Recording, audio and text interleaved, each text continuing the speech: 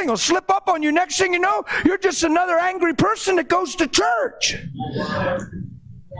See, the whole strategy of the enemy, this isn't condemnation. Don't get heavy on me. Look, the whole strategy of the devil is to kill the light. Yes. He doesn't care if you go to church.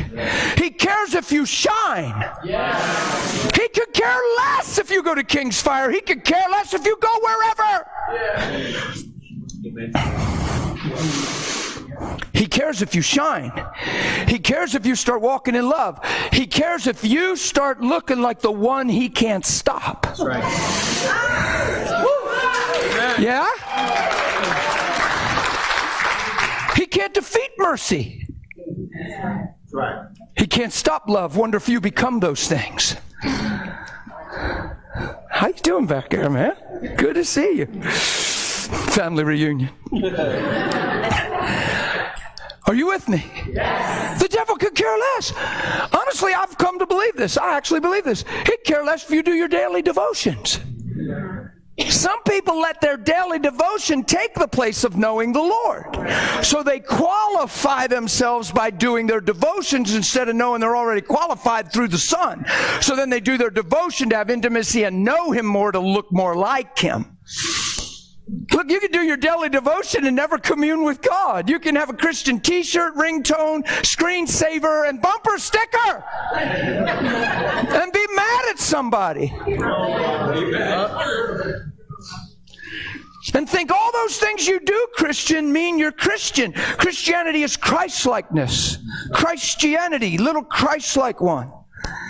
It's who He is in you, and you're surrendered, you're yielded. I'm not talking perfection here. I'm talking purity of heart. I'm just talking a motive to wake up, to live in the Spirit, to have a healthy why behind my life. No matter what. No matter who does what, says what. That doesn't mean you don't believe for a better job, but until that job comes, or if it doesn't come, maintain the same countenance, walk in the same joy, pursue the same peace and love with one another.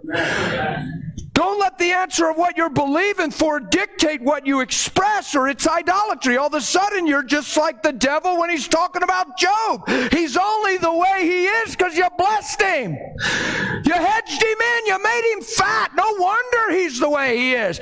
You take away the blessing, he's like anybody else out there. He'll curse you to your face like every other man.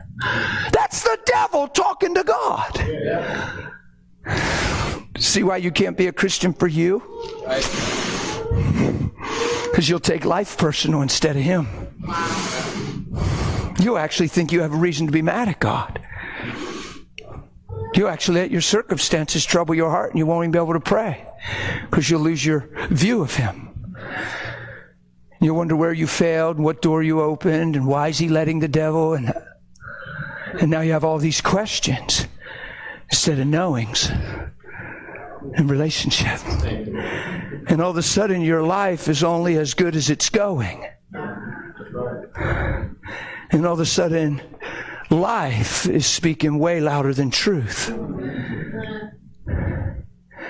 And your focus is on what you're going through instead of who you've become in Him. And that's when it gets tight and tough. And that's when people lose their joy, their countenance, their productivity, and their expression.